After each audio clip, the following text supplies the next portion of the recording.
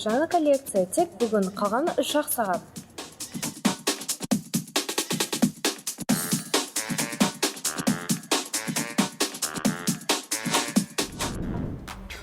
Баланс жоқ екен. Карточкам қайда?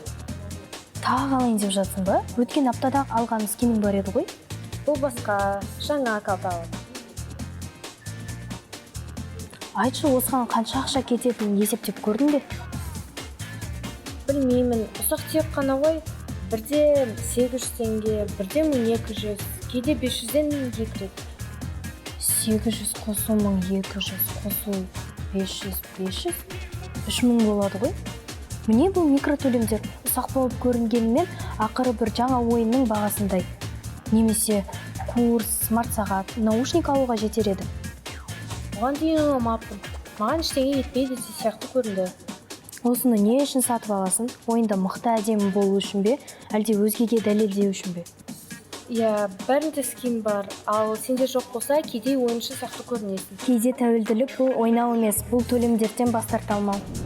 Тәуелділік бұл ойнау емес, бұл төлемдерден бас тарта алмау. Зат сатып алу қалыпты нәрсе, ата солай. Егер сен оны басқара алсаң, ал егер төлем жасамай тұра алмасаң, онда тоқтағаның дұрыс. Ал тым көп екенін қалай білеміз? Өте оңай, мүмкіндігіңнен артық жұмсайсың, ата-анаңнан шығыныңды жасырасың, сатып алған соң өкінесің, зат сатып алу сені қуантпаса, төлемді жалғастырасың. Мен былай істеймін. Мысалы, айына 2000 теңгеден артық емес деп лимит қоямын.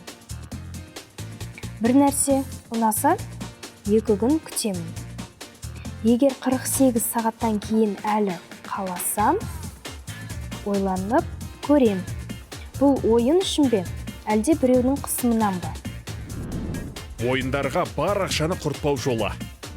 Айлық лимитті орнат, шешімді 48 сағатқа қалдыр. Саралап, ойланып, бірақ шешімді қабылда. Барлық сатып алу шығындарын жазып отыр. Айына бір рет талда, не қуаныш әкеліп, ал не тек вау эффектісі болды. Ал егер бәрін бірден алғым келсе ше? Есіңде болсын, сатып алған заттарының бәрі уақытша, ал ақша басқару өмір бойы. Рахмет құтым, бұлай ойламаппын. Осы ай ақша құртпай өткіземін. Көр, ақшаңды басқара алсаң, өзіңді де басқара аласың. Бұл өзің тәртіпті сақтау, дисциплина. Кейін жемісін жейсің.